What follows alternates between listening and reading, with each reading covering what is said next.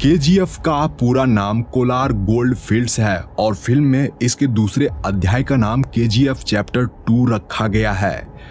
यश यानी रॉकी भाई को जिन्होंने हिंदी में आवाज दी है उनका नाम सचिन गोले हैं। आप उनकी एक झलक यहाँ देख सकते हो। ऑफर क्लोजेस सून। केजीएफ चैप्टर 2 के डायरेक्टर प्रशांत नील सर ने कोलार गोल्ड फील्ड्स में सोने की खानों को दिखाने के लिए हाईटेक टेक्नोलॉजी के साथ साथ वीएफएक्स यूज किए थे। लीड कास्ट के अलावा इस फिल्म में 800 से ज्यादा जूनियर आर्टिस्ट को लिया गया जिन्हें आप यहाँ देख रहे हो। बाकी इतने आर्टिस्ट को बाहुबली और बाहुबली 2 में भी हायर नहीं किया गया था। केवल यही नहीं, ज्यादातर फिल्म मेकर्स ऑब्जेक्ट मॉडलिंग और कॉपी पेस्ट से ही लोगों की भीड़ को मूवी में दिखाते हैं। एरी एलेक्सा SXT जैसी हाई डेफिनेशन कैमरे को सिनेमेटोग्राफर भुवन गोंडा ने कंधे पर रखकर सारे एक्शन सीन शूट किए थे ताकि शॉट परफेक्टली लिया जा सके। इतना ही नहीं, इस एक कैमरे का वजन ही 40 किलोग्राम है। वैसे इस फिल्म में 150 से ज्यादा कैमरे यूज हुए हैं जिन्हें डिफरेंट एंगल दिखाने के लिए इस्तेमाल किया गया था। मैं आपको बता दूं कि भुवन गोंडा सर डायरेक्टर साहब के पसंदीदा सिनेमेटोग्राफर हैं। उन्होंने केजीएफ चैप्टर 1 को बनाया था। इसके अलावा प्रभास के साथ उनकी अगली फिल्म सालार में भी भुवन गोंडा ही सिनेमेटोग्राफर हैं। फिल्म के कॉस्ट्यूम डिजाइनर नवीन शेट्टी है। इनके अलावा योगी जी राज भी थे। आप उन्हें और उनकी टीम को कलाकारों को कॉस्ट्यूम पहनाते हुए देख रहे हो। यहाँ उनके द्वारा अधीरा यानी संजय दत्त को तैयार किया जा रहा है।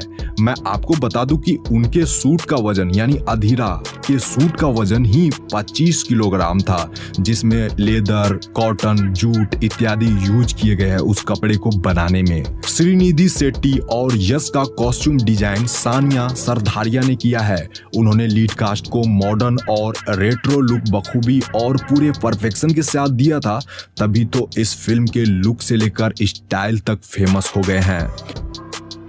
वैसे तो फिल्मों में कार चेजिंग सीक्वेंस को वीएफएक्स स्टूडियो में ही शूट करके दिखाया जाता है, बट इस फिल्म में ओरिजिनलिटी का पूरा ध्यान रखा गया था। यहाँ पर आप जिस कार को देख रहे हो जिसमें कि रॉकी रीना को बचाने जाता है, दरअसल यह फोर्ड मुस्तांग 1969 है जो कि काफी महंगी कार है।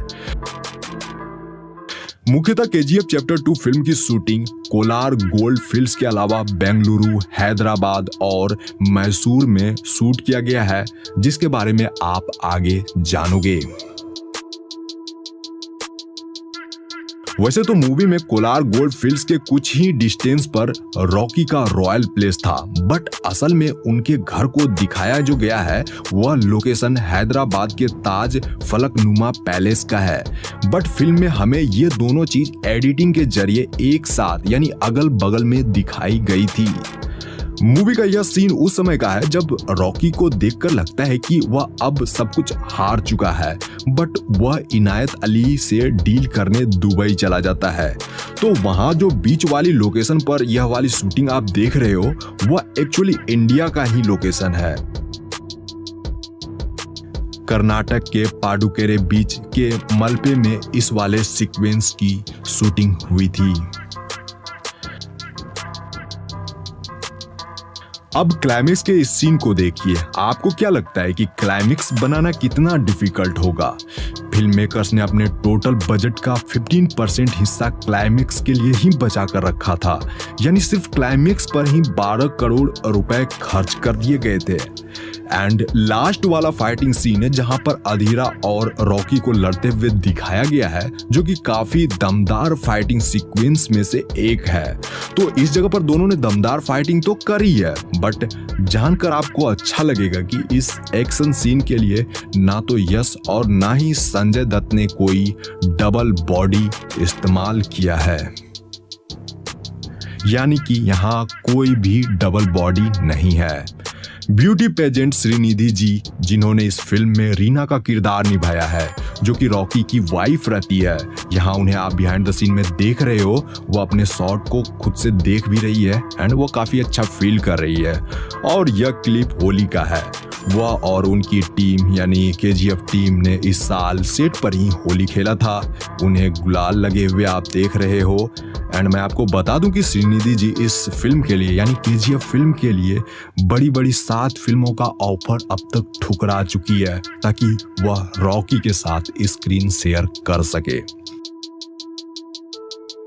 क्लाइमेक्स का यह धांसू सीन है जिसके शॉट्स और रील आजकल खूब वायरल हो रहे हैं। यह सीन फिल्म में आपको कुछ ऐसे दिखाया गया था। यहाँ पर रॉकी खतरनाक लुक में मिनिस्टर को मारने पहुंचता है। तो फिल्म में दिखाए जाने वाला यह सीन एक रियल लोकेशन का है, यानी कि इसे वीएफएक्स स्टूडियो में बनाया नहीं गया था, बल्कि यह लोकेशन मैसूर के इन्फोसिस कैंपस का है जो कि कर्नाटक में स्थित है। इस जगह पर AK-47 की ढेर लगी हुई है और यहाँ पर कुछ पुराने जमाने की जीप और एम्बेसडर कारें भी दिख जाएगी आप लोगों को। तो यह इसी शूटिंग लोकेशन का BTS है। यह इन्फोसिस कैंपस मैसूर का बाहरी एरिया है। इस जगह हैंडसम रॉकी भाई का प्राइम मिनिस्टर रमिका सेन से पहली मीटिंग होती है जिसका BTS आप यहाँ देख रहे हो। इस जगह पर रॉकी रेड कलर के सूट में नजर आए थे जो कि इन दिनों काफी ट्रेंड कर रहा है। इस तरह के कॉस्ट्यूम, इस तरह का आउटफिट आजकल लड़के खूब पसंद कर रहे हैं।